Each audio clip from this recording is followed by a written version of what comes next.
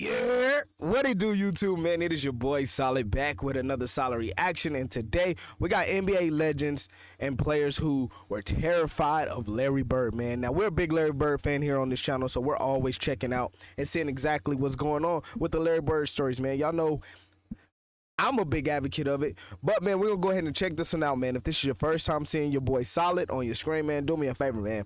Hit that like button, subscribe to the channel, and turn your notifications on so you never miss another Solid upload, baby. But let's go ahead and get into this one to see exactly what's going on. Larry Bird is a cold-blooded assassin on the court, and with his gifted high IQ and skills, he made players fearful of him. So I'm going Give me to show this you some one. NBA legends And one. sharing stories of how terrifying it was playing against Larry Bird, mixed in with some Oh, that's hilarious a trash lay. talk stories. And That's after the a vid, lay. Tell me what your favorite clip is. Enjoy the video, man. I'm thinking, oh, he's slow. He can't get off a shot. He's not that strong. This is going to be a layup. Bam. Knocks down a jump shot. Okay. Maybe that was luck. Gets the ball again. Bam. Knocks Wet down like another water. jump shot.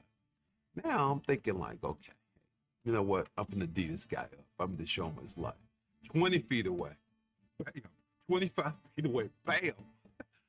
My mind just goes something. Damn, this white guy can play. I remember sitting on the bench watching Kevin McHale and Larry Bird. And Larry Bird did something. To me, I'm still marveled at this. And he got so many people. It was a timeout. And one of our teammates, Bart Kofold, had a camera. Right. He's taking pictures. So Larry Bird came over there and looked at our bench. And he said, three-pointer. From right over here. So I'm sitting over there looking like that Babe Ruth calling your shot already, right? Yeah.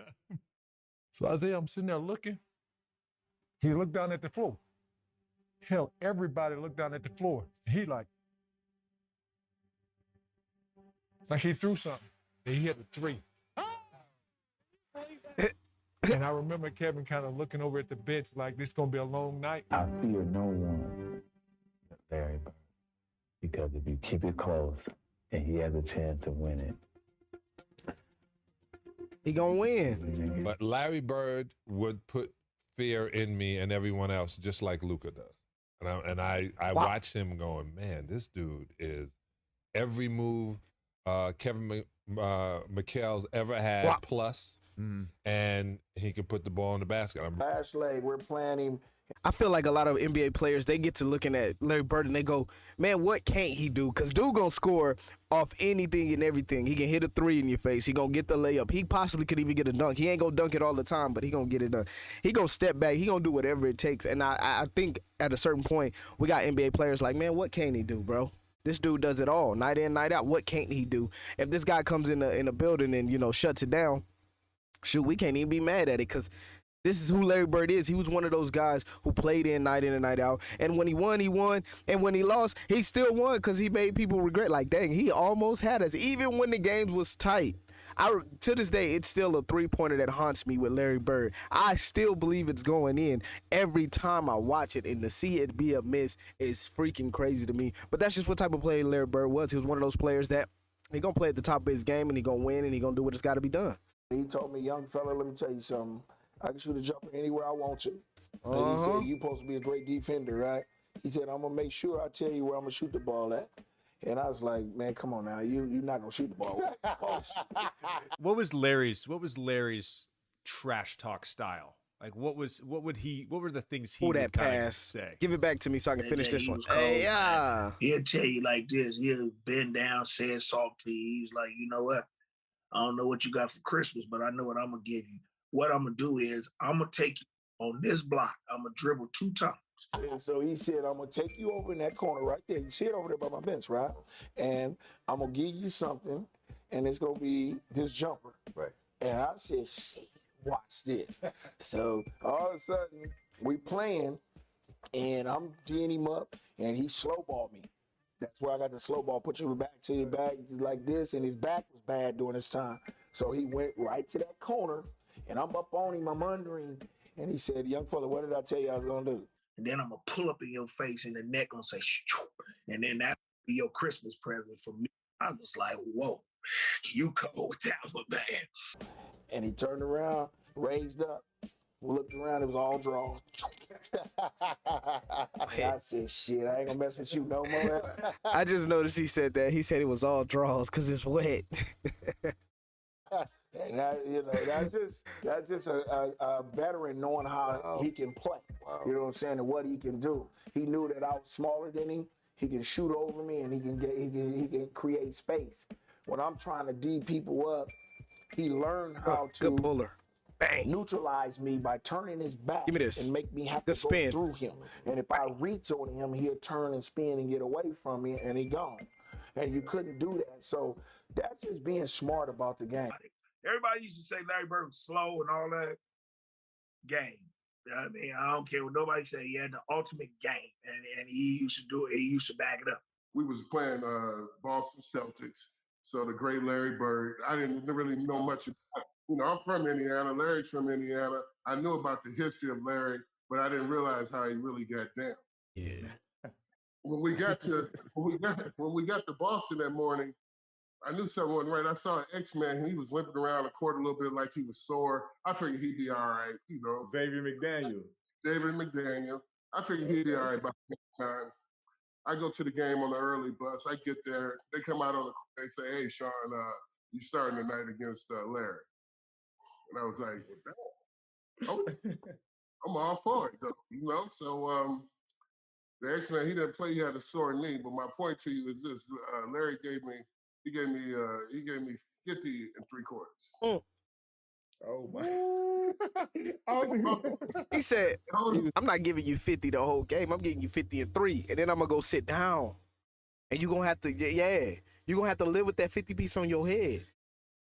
I'm gonna go sit down after that one. You feel me? I'm gonna get big on that one." He was hitting everything, and he talked to me the whole entire game. What did he say? Well, first of all, he asked me to jump ball. He said, "You the cat that broke all my records in high school, right?" And I was like, "Yeah, that's me." And he used to talk to my brother too, right? Eddie. And I was like, "Yeah, that's me." He said, "I got you for you tonight." So every shot he was calling, at the defensive end, he would tell me, he'd be like, "When I get down to the other end, I'm going to pump fake you, get an and one on you, look at you, go off the glass." That's how cold Larry Bird was. Damn. So, being from the streets, man, I was to the point of like, look, I'm going to foul him so hard that he's basically going to take his will. He started shooting the ball with his left hand, man. I was trying to foul his right arm. He was shooting with his left hand, banking it off on me, looking at me, still slapping me on my butt and everything, man, telling me everything. It'll be all right. It'll be all right, young fella. Take this hand whooping. It'll be all right. Trust me. It'll be all right. You may not be the player this game. You might get it next game when I ain't around, but it'll be all right. Go ahead and take this. Go take this L. You want to beat up on people's brother? Take records. I got something for you. It'll be all right.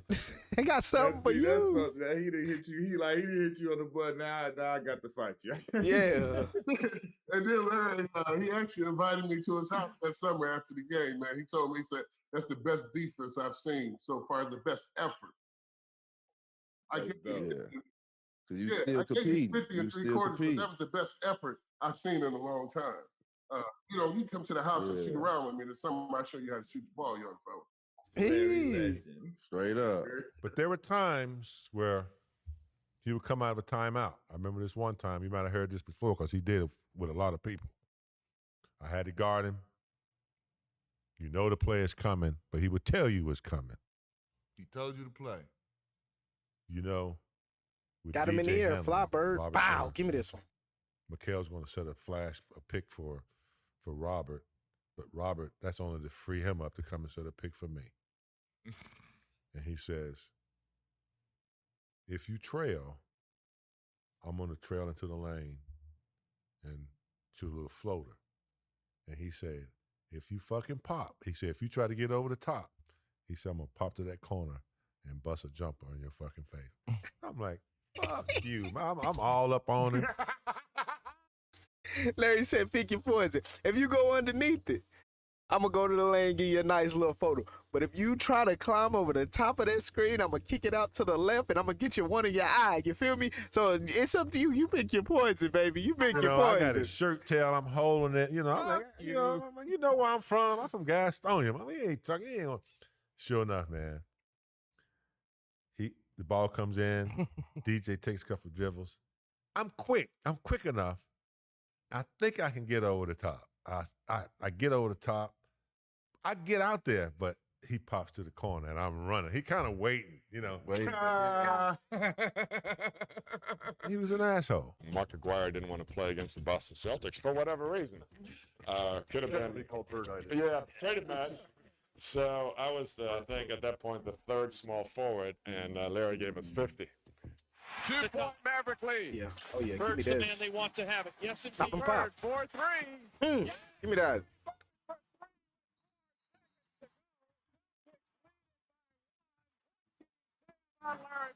Oh, boy. Next year, for whatever reason, somebody else didn't play again.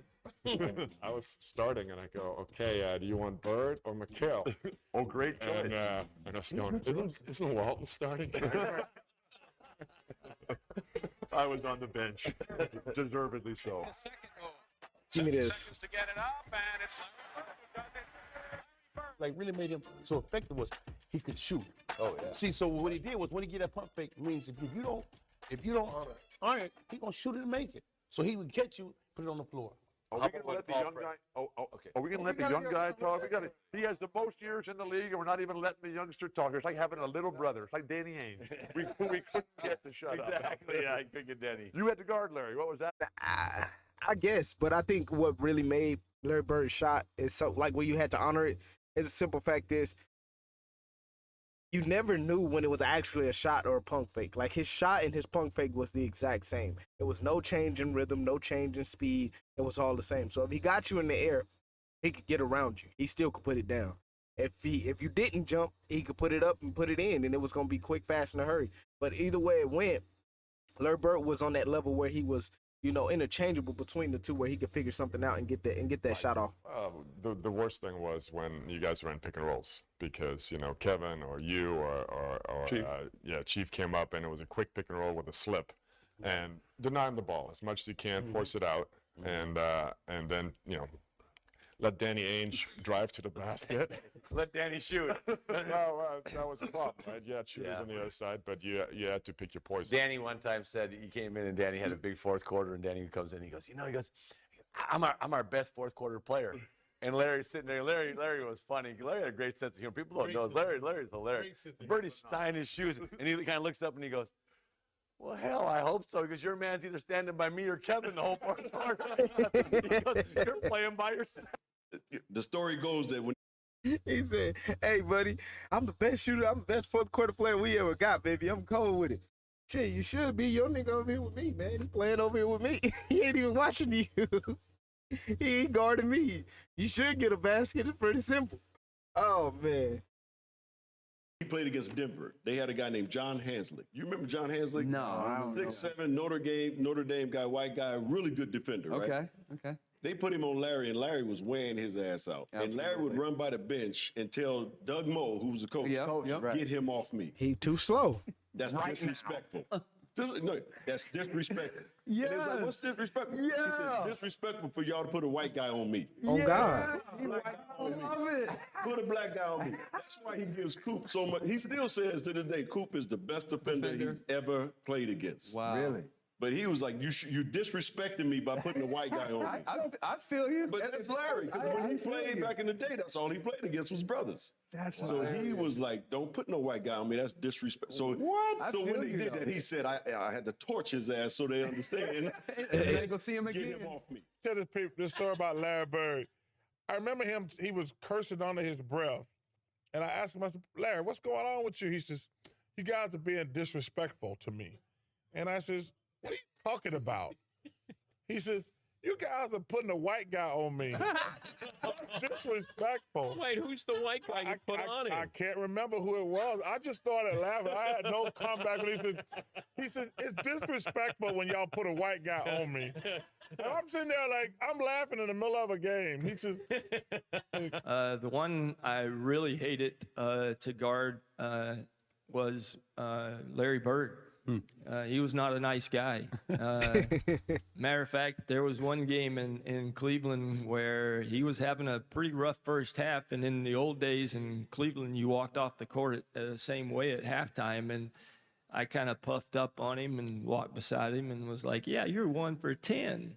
I was like, that's defense, you know? And he just kind of looked at me and said, there's two halves. And he came back out and hit about 10 in a row on me. And the last one was left-handed. And he asked me if my mother was watching because he wanted to embarrass me. So I hope yeah, your mama. so he was tough. Oh, everybody. He said, "I hope your mama watching, cause I'm about to embarrass you, son. I'm about to make you feel every minute that you said. I'm about to embarrass you. You're gonna have to go home and explain to your mama why you don't know how to play defense." It was 92, 91, 92 season, and we was playing the Boston Celtics. It was Bird, McHale, Parrish, the great three, Ainge, and we was up 1. Okay. He said, "Who's guarding me?" As we come out of timeout. Now, remember, I'm a rookie because Price is out because he hurt. Right. He says, "Who's guarding me?" I says, "Craig Elo." He said, "Why you got that white boy on me?"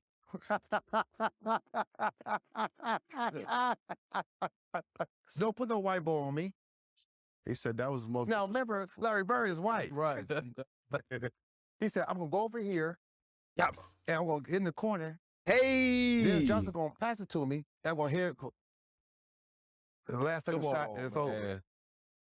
Give me this. Come on, man. So I'm like, I told Joe Wood, I said, "Hey, man. That shot is still crazy. The ball is going That shot to me is still crazy. The catching the stride, over the here. catching the stride, and then And I'm gonna finishing get in the it. corner. Then Johnson going to pass it to me. And I'm going to hear it. The last second Look, shot watch is it. over. Catch and stride. Come on, man. Yeah, I gotta I'm like, leave I this. told Joe Wood, I said, "Hey, man. Good listen, lay. That's jelly. The ball is going to Larry Bird. Everybody knows the ball's going to Larry Bird. Right. Just do whatever you can. Craig, Ooh. Gerald, just cover him." Right. All Bird did was go like this. See, it's leverage. It's not how strong you are sometimes. It's leverage. Yeah. He said, "Now look how hard that is." Yeah. Now somebody strong will go, "Yeah." Right? Right. But he used that leverage. Right. You see how your demeanor went? That's all I need, TB. Right. Let Enough the ball. space to catch the ball. Yeah. Hey, you know his fingers was all broke. Right. He hit the shot. All his Kevin McHale, all them, Randy Whitman, all them were jumping on, right? He was getting them off of like this. Like it's He walked normal. off and said, "Legend." He said, "Get him off me." Larry Bird, man. Yeah. The best guy I played against Kareem. might have been, Larry Bird, someone like that. How good was Michael Bird? Jordan. I don't think people People don't look at appreciate him and think, Yeah, they oh, he's said, a "Oh, white no, guy, he's- slow he's- guy. The chubby white guy, he wore us out, man. Because he just Over the backboard. Give me this. This muscle here, the one between his ears. Yeah. That was his IQ. best, because he made the 3-pointers. And he IQ. had assists and rebounded, steals. He was always at the right place at the right time on the court. One of the great players. I had the opportunity to play against. I said they were almost impossible to go in there and beat. And they said, "Why?" I said, Joey "Because you could not make a Dumars. mistake. Oh my God. If you turn your head or you don't rotate right on time or whatever, Give it me was, this. those guys made you play, and it was him. Like he was a savant on the court, like just a savant, like 2 plays ahead on everything. And so, Bro, that fake would I kill was me. just talking about this Hey. maybe 3 or 4 days ago. How hard it was to go into Boston and beat a team when Bird is in his prime. And then you had the inbounds pass that Bird steals that. Give me this. Oh yeah. That goes back to my savant statement. Like just knowing where to be, seeing what's happening, and anticipating, and boom, he jumps right in and steals the ball. So guys, I hope you enjoyed the video. Oh, man. Tell me, what's your favorite Larry Bird story? So make sure you like, share, subscribe. All right, man, that's the end of this video, man. But hands down, my favorite Larry Bird story would have to be the coming back at half after getting the head injury and finishing out and busting the Hawks. Just giving them the ones. You feel me? I mean, that wasn't the Hawks. I think that was the Sonics, Supersonic Suns. That was the Suns. I said the Suns. The Sonics. Yeah. It should have been the Sonics. So Seattle Sonics is what if I'm not mistaken. I think it's Seattle. But, man, this is the end of this video, man. If y'all guys did enjoy this video, man, make sure y'all hit that like button. Subscribe to the channel. Turn your notifications on so you never miss another solid upload, baby. But I'll see y'all in the next one. Peace.